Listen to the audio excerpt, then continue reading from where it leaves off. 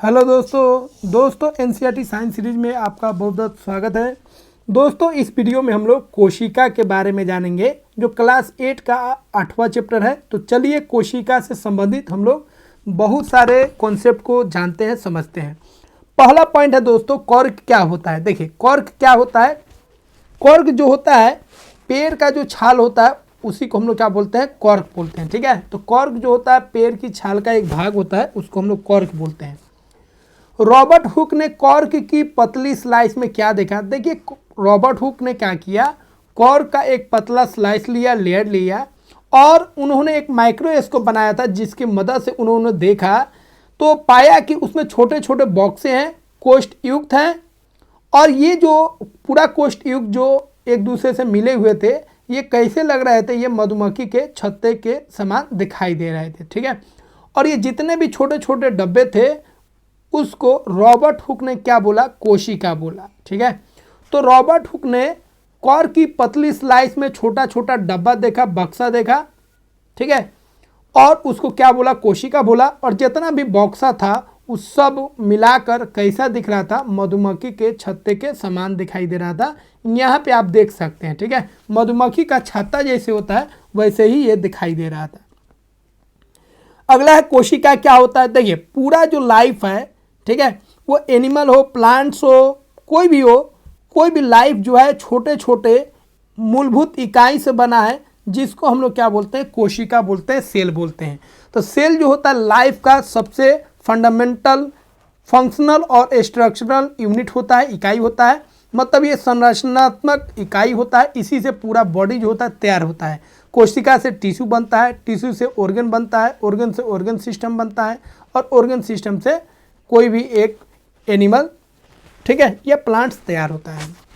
अब हम लोग बात करेंगे बहुकोशिक किसे कहते हैं। देखिए अब जो कोशिका हम लोग जान गए, बहुत सारे जीव जो है ऐसे हैं जो एक कोशिका से बने हैं। तो बहुकोशिक हम लोग किसको बोलेंगे, तो ऐसे जीव जो एक से अधिक कोशिकाओं से बने हैं उसे हम लोग क्या बोलेंगे, बहुकोशिक बोलेंगे।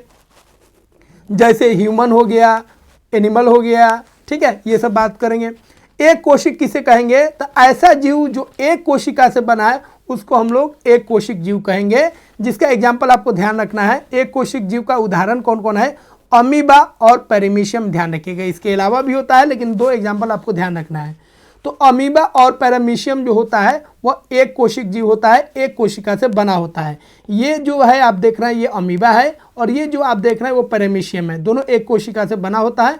अमीबा का जो संरचना होता है वो निश्चित नहीं होता है क्योंकि इसमें जो ये उंगली समान ये जो आप देख रहे हैं, ठीक है, यह इसका हाथ होता है। इसको कृत्रिम पाँव भी बोलते हैं और इसको हम लोग पदार्थ बोलते हैं। ठीक है, और ये पदार्थ हमेशा बदलते रहता है, कहीं से भी ये इस तरह का संरचना बन जाएगा, इसलिए अमीबा का जो आकार होता है वो निश्चित नहीं होता है।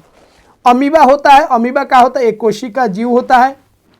अमीबा की आकृति क्यों बदलती है, अभी आपको बता चुके हैं। अमीबा की आकृति बदलती है क्योंकि इसमें पदार्थ बनता है। पदार्थ का मतलब क्या होगा, ऐसे होगा तो यहाँ से कुछ हाथ टाइप का ये निकल जाएगा, ठीक है, जो खाना को पकड़ने में और खाना को अंदर लेने में मदद करता है। कभी यहाँ से निकल जाएगा, कभी यहाँ से निकल जाएगा। इसीलिए अमीबा का जो आकार होता है, आकृति होता है, वो बदलते रहता है। किसके कारण, उसके पदार्थ बनने के कारण। पदार्थ क्या होता है, उसका जो कृत्रिम पाँव होता है या कृत्रिम हाथ उसको बोल सकते हैं, उसी को हम लोग पदार्थ बोलेंगे। अगला है पदार्थ अमीबा को गति प्रदान करने एवं भोजन ग्रहण करने में सहायता करता है। इस पर बहुत बार चर्चा कर चुके हम लोग। अमीबा का जो पदार्थ होता है भोजन को पकड़ने में और उसको लेने में क्या करता है, मदद करता है। यह जो होता है कैसा होता है, कृत्रिम पाँव जैसा होता है, चलने में भी इसको मदद करता है। उसके बाद ध्यान रखिएगा WBC जो होता है, ठीक है, जिसको हम लोग श्वेत रक्त कोशिकाएं भी बोलते हैं, यह जो होता है एक कोशीय होता है, एक कोशिकीय होता है, ध्यान रखिएगा।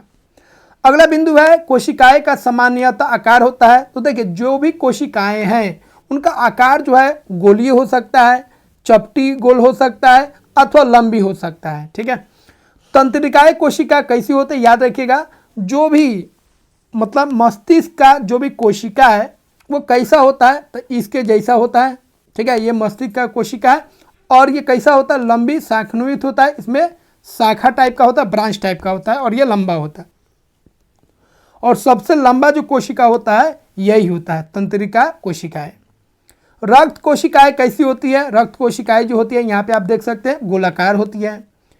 पेशी कोशिकाएं कैसी होती हैं? तो पेशी कोशिकाएं जो होती हैं ये तारक रूपी होती है जिनमें 2 सिरा होता है। यहाँ पे आप देख सकते हैं ये जो कोशिकाएं हैं कौन कोशिकाएं हैं? पेशी कोशिकाएं। पेशी कोशिकाएं लंबा होती है और इसमें 2 मुंह होता है, 2 सिरा होता है।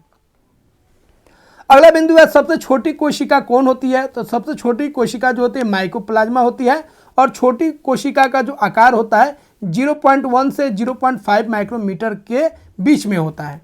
सबसे बड़ी कोशिका किसकी होती है? सबसे बड़ी कोशिका जो होती है शुतुरमुर्ग का अंडा होता है। यह एकल कोशिका होता है, ध्यान रखिएगा, और इसका आकार जो होता है 170 mm से 130 mm होता है। किसी कोशिका का साइज जो होता है ध्यान रखिएगा, ठीक है, वो पौधा या जंतु के साइज से नहीं होता है। जैसे हाथी अगर बड़ा है तो इसका मतलब नहीं कि उसका कोशिका जो है बड़ा होगा, और मानव अगर या कोई भी जीव अगर उससे छोटा है तो इसका मतलब नहीं कि उसका कोशिका छोटा होगा। ठीक है, हाथी में कोशिका की संख्या ज़्यादा होगा और मानव में कोशिका की संख्या कम होगा, लेकिन कोशिका का आकार दोनों में क्या होगा? समान होगा। ठीक है, अगला है ऊतक किसे कहते हैं? तो देखिए एक समान कोशिका अगर समूह में मिलते हैं तो उसको हम लोग क्या बोलेंगे? ऊतक बोलते हैं। तो ऊतक जो होता है एक समान कोशिकाओं का समूह होता है और इसका जो होता है विशेष काम होता है। ठीक है, जैसे अगर हार्ट का बात करेंगे, लंग्स का बात करेंगे, कोई भी बॉडी पार्ट्स का अगर हम बात कर रहे हैं तो उसमें जो होगा एक ही तरह का क्या होगा? एक ही तरह का कोशिका होगा और वो एक ही तरह का कोशिका मिलकर क्या बनाएगा? टिश्यू बनाएगा, और टिश्यू से क्या बनेगा? ऑर्गन बनेगा, जैसे लंग्स हो गया, ठीक है, हार्ट हो गया, लीवर हो गया, ये सब चीज़। अगला बिंदु है कोशिका के मूल घटक क्या होते हैं? देखिए कोशिका में 3 जो होता है मेन कंपोनेंट होता है जिसको ध्यान रखना है। देखिए यह जो हो गया कोशिका हो गया, कोशिका के अंदर क्या होगा? न्यूक्लियस होगा, केंद्रक होगा। यह जो होता है बाहरी जो होता है कोशिका का, इसको हम लोग बोलते हैं कोशिका झिल्ली। क्या बोलेंगे? कोशिका झिल्ली, या इसी को हम लोग बोलेंगे क्या बोलेंगे? प्लाज्मा झिल्ली। ठीक है, समझ गए। दूसरा यहाँ पे, ठीक है, केंद्रक, ये आपका क्या हो गया? केंद्रक हो गया। केंद्रक और कोशिका झिल्ली, केंद्रक और कोशिका झिल्ली के बीच में कुछ द्रव होता है, इस द्रव को हम लोग बोलेंगे कोशिका द्रव। क्या बोलेंगे? कोशिका द्रव। ठीक है, केंद्रक के अंदर भी द्रव होता है, उसको अलग नाम बोलते हैं। तो 3 चीज जो होता है मुख्य होता है, एक हो गया कोशिका झिल्ली, एक हो गया केंद्रक, और केंद्रक और कोशिका झिल्ली के बीच में जो द्रव होता है जिसको हम लोग कोशिका द्रव बोलते हैं। ठीक है, अब हम लोग बात करेंगे कोशिका झिल्ली या प्लाज्मा झिल्ली जो होता है क्या होता है। तो देखिए हर एक सेल में जो बाउंड्री होता है, सेल जिसे घिरा होता है, उसको हम लोग कोशिका झिल्ली या प्लाज्मा झिल्ली बोलते हैं। इसी के माध्यम से, ठीक है, इसी के माध्यम से कुछ द्रव जो होता है, कुछ पदार्थ जो होता है बाहर जाता है या अंदर आता है। ठीक है, तो यह एक कोशिका को दूसरी कोशिका से घेरे हुए माध्यम से अलग करती है। अब ये कोशिका है, तो ये कोशिका और ये कोशिका एक दूसरे से अलग होगा, इसको अलग कौन करेगा? कोशिका झिल्ली अलग करेगा। अब इसमें से कौन पदार्थ आएगा, कौन पदार्थ जाएगा, ये कोशिका झिल्ली ही तय करेगा। तो यह जो होता है पोरस होता है, संरंध्र होता है, मतलब छोटा छोटा इसमें छिद्र होता है, और यह विभिन्न पदार्थों के कोशिका में आगमन का नियमन करता है। कौन पदार्थ आएगा, कौन जाएगा, उसको क्या करता है? कंट्रोल करता है। अगला केंद्रक झिल्ली किसे कहते हैं? देखिए जिस तरह कोशिका का झिल्ली होता है, बाहरी परत होता है, बाहरी एक बाउंड्री होता है, उसी तरह केंद्रक जो होता है वो भी एक झिल्ली से घिरा हुआ रहता है, जिसको हम लोग केंद्रक झिल्ली बोलते हैं। ठीक है, केंद्रक कोशिका द्रव से एक झिल्ली द्वारा अलग होता है। ये कोशिका हो गया, ये कोशिका के अंदर केंद्रक हो गया, और केंद्रक जिस झिल्ली से घिरा है उसी को हम लोग बोलेंगे, ठीक है, क्या बोलेंगे? केंद्रक झिल्ली। तो केंद्रक कोशिका द्रव से एक झिल्ली द्वारा अलग रहती है, जिसे केंद्रक झिल्ली अथवा केंद्र का वरण भी बोलते हैं। यह जेली, ठीक है, यह भी जेली की तरह होता है, संरंध्र होता है, पोरस होता है, और यह कोशिका द्रव एवं केंद्र के बीच पदार्थों के आगमन का, ठीक है, क्या करता है? नियंत्रण करता है। मतलब सेल के अंदर हो गया। अब सेल के अंदर जो है यहाँ पे जो है कोशिका द्रव, इससे केंद्र के अंदर कौन चीज़ जाएगा, कौन चीज़ नहीं जाएगा, यह तय करेगा कौन? केंद्रक झिल्ली। तो केंद्रक झिल्ली जो है बाउंड्री होता है केंद्रक का, जो यह तय करता है जो सेल के अंदर, मतलब कोशिका द्रव के अंदर जो पदार्थ है वो कि कौन आएगा और कौन अंदर से बाहर जाएगा। ठीक है, अगला है कोशिका भित्ति क्या होता है। देखिए कोशिका भित्ति क्या होता है, जिसको इंग्लिश में सेल वाल भी बोलते हैं। यह जो होता है ये पौधों में होता है, लेकिन यह जानवरों में नहीं होता है। ठीक है, पादप कोशिका में एक अतिरिक्त आवरण होता है, एक एक्स्ट्रा बाउंड्री होता है, जिसे हम लोग कोशिका भित्ति बोलते हैं, इंग्लिश में सेल वाल बोलते हैं। ठीक है, यह जो होता है कोशिका को क्या करता है, आकार देता है और उसे दृढ़ता देता है, उसको एक स्ट्रक्चर देता है, मजबूत रखता है। जीवाणु कोशिका में भी कोशिका भित्ति पाई जाती है, याद रखिएगा, बहुत इंपॉर्टेंट है। ठीक है, जीवाणु कोशिका का तो उसमें भी सेल वाल पाया जाता है, क्योंकि जीवाणु जो है एक तरह का क्या हो गया, वो भी एक तरह का प्लांट हो गया। अगला हम लोग बात करेंगे केंद्र किसे कहते हैं। ठीक है, तो कोशिका के केंद्र में घनी एवं गोलाकार संरचना होती है, जिसको हम लोग केंद्र बोलते हैं। ठीक है, तो सेल के अंदर क्या होता है, एक छोटा सा घना सेंटर होता है, जिसको हम लोग क्या बोलते हैं, केंद्र बोलते हैं, यह गोलाकार होता है। ठीक है, और पूरा सेल को, ठीक है, सेल के अंदर और भी छोटा छोटा सेल का पार्ट होता है, जिसको सेल ऑर्गेनेल्स बोलते हैं। तो कौन सेल ऑर्गेनेल्स क्या काम करेगा, ये सब तय करेगा न्यूक्लियस। ठीक है, कोशिका द्रव क्या होता है तो बता चुके हैं आपको। केंद्रक एवं कोशिका झिल्ली के मध्य जो जेली समान पदार्थ होता है, उसको हम लोग, ठीक है, कोशिका द्रव बोलते हैं। उसके बाद ध्यान रखिएगा, कोशिका का जो अंग संगठन है, जिसको हम लोग कोशिकांग बोलते हैं, इंग्लिश में हम लोग सेल ऑर्गेनेल्स बोलते हैं, वो कोशिका द्रव में ही पाए जाते हैं। ठीक है, जैसे माइटोकॉन्ड्रिया हो गया, गोल्जी कॉय हो गया, राइबोसोम हो गया, ये सब जो है वो कोशिका द्रव में पाए जाते हैं। अगला है कोशिका भित्ति कोशिकाओं की सुरक्षा के लिए आवश्यक है। क्यों? देखिए, यह कोशिका झिल्ली को आबद्ध करने वाली अतिरिक्त संरचना पौधों की कोशिकाओं की सुरक्षा के लिए आवश्यक है। मानव अपनी सुरक्षा जो है खुद कर सकता है, जो भी जानवर है अपनी सुरक्षा खुद कर सकता है, लेकिन जो पेड़ पौधे हैं अपनी सुरक्षा खुद से नहीं कर सकते हैं, इसीलिए उनके ऊपर एक और परत होता है, जिसको हम लोग कोशिका भित्ति कहते हैं। ठीक है, यह पौधों को सुरक्षित रखता है। उसके बाद उनका एक निश्चित आकार देता है। यह ताप में अगर कोई परिवर्तन हो रहा है, ठीक है, कोई वायुमंडलीय में कोई बदलाव आ रहा है, तो इस सब से क्या करता है, पौधों को रक्षा करता है, बचाता है। अगला है केंद्रक क्या होता है, तो सजीव कोशिका का यह एक महत्वपूर्ण संगठन है। यह गोलाकार होता है तथा कोशिका के मध्य भाग में स्थित होता है, जो ऊपर आपको बता चुके हैं। अगला है, इसके अंदर एक और पार्ट होता है, जिसको हम लोग बोलते हैं न्यूक्लियोलस बोलते हैं। तो केंद्रक में एक छोटी संघन संरचना दिखाई देती है, जिसे हम लोग क्या बोलेंगे, केंद्रिका बोलेंगे, या उसी को हम लोग न्यूक्लियोलस बोलते हैं। अगला बिंदु है क्रोमोजोम अथवा गुणसूत्र किसे कहते हैं। तो केंद्रक में धागे के समान एक संरचना होती है, जिसको हम लोग क्रोमोजोम बोलेंगे। यह जो होता है माँ बाप का जो गुण होता है, जिसको हम लोग अनुवांशिक गुण बोलते हैं, उसको यह बच्चों में क्या करता है, ढोता है। ठीक है, तो यह जीन का धारक है, जो अनुवांशिक गुण या लक्षणों को जनक से, ठीक है, अगली पीढ़ी तक क्या करता है, स्थानांतरित करता है, ढोता है। ठीक है, गुणसूत्र कब दिखाई देगा, याद रखिएगा, कोशिका का जब विभाजन होगा तब यह गुणसूत्र दिखाई देगा।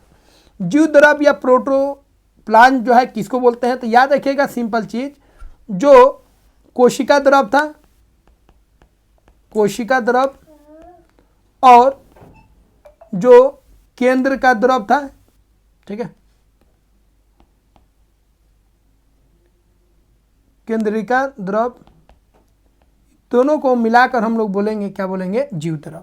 ठीक है, तो सेल के अंदर न्यूक्लियस था, तो न्यूक्लियस का जो द्रव था वो, और जो सेल का ये वाला जो द्रव था, ये दोनों को मिलाकर हम लोग क्या बोलेंगे, जीव द्रव, या इसी को इंग्लिश में हम लोग प्रोटोप्लाज्म बोलेंगे। सजीव कोशिका के समग्र संगठन को जीव द्रव के नाम से जाना जाता है। ठीक है, ये पूरा दोनों लिक्विड अगर मिला दीजिएगा तो उसको हम लोग बोलेंगे जीव द्रव। इसमें कोशिका द्रव एवं केंद्रीय द्रव दोनों सम्मिलित होते हैं। ऊपर आपको बता चुके हैं, कोशिका द्रव और केंद्रीय द्रव दोनों को मिला के हम लोग क्या बोलेंगे, दोनों को मिलाकर हम लोग जीव द्रव या प्रोटोप्लाज्म बोलेंगे। जीव द्रव कोशिका का जीवित पदार्थ कहलाता है। याद रखिएगा, जीव द्रव जो होता है कोशिका का जीवित पदार्थ कहलाता है। ठीक है, ये नहीं रहेगा तो कोई सेल ऑर्गेनेल जिंदा ही नहीं रहेगा, और जिंदा ही नहीं रहेगा तो सेल भी जिंदा नहीं रहेगा। अगला है प्रोकैरियोटिक कोशिका किसे कहते हैं। कोशिका दो प्रकार के होते हैं, एक होता है यूकैरियोटिक और एक होता है प्रोकैरियोटिक। याद रखिएगा, प्रोकैरियोटिक में, ठीक है, जो न्यूक्लियस होता है वो बिना झिल्ली का होता है, जबकि यूकैरियोटिक में, ठीक है, जो होता है, ठीक है, न्यूक्लियस जो होता है, केंद्रिका जो होता है वो झिल्ली युक्त होता है, ठीक है, यही है, याद रखेंगे। प्रोकैरियोटिक कोशिका का उदाहरण कौन कौन है? जीवाणु और नीला जो नीले हरे शैवाल जो है वो उदाहरण है किसके? प्रोकैरियोटिक के। अगला है रिक्तिका किसे कहते हैं? तो रिक्तिका जो होता है यह कोशिका द्रव के बीच खाली स्थान दिखने वाली संरचना को हम लोग क्या बोलते हैं? रिक्तिका बोलते हैं। पौधों की रिक्तिका का आकार जो होता है, याद रखिएगा, बहुत इंपॉर्टेंट है, जंतु की तुलना में क्या होता है? बड़ा होता है। तो जंतु का जो रिक्तिका होता है उससे बड़ा होता है किसका? पौधों का। पौधों का रंग कौन प्रदान करता है? तो पौधों का रंग जो होता है प्लास्टिड प्रदान करता है। प्लास्टिड की वजह से पौधों में रंग होता है, और पौधों में जो हरा रंग होता है वो किसके कारण होता है? उस प्लास्टिड का नाम है क्लोरोफिल। तो क्लोरोफिल एक तरह का प्लास्टिड हो गया, ठीक है, और ये कौन रंग देता है? हरा रंग। तो पौधों में रंग जो देगा उसको कौन तय करेगा? प्लास्टिड। और जो हरा कलर जो होगा वो कौन प्लास्टिड तय करेगा? वो तय करेगा क्लोरोफिल, ठीक है, प्लास्टिड इंग्लिश में बोलते हैं। तो दोस्तों आशा करते हैं ये सारी जानकारी आपको जो बताएं वो समझ में आ गया होगा। दोस्तों वीडियो को लाइक कीजिए और चैनल को अभी तक सब्सक्राइब नहीं किए तो सब्सक्राइब कीजिए। मिलते हैं दोस्तों अगले वीडियो में। जय हिंद दोस्तों।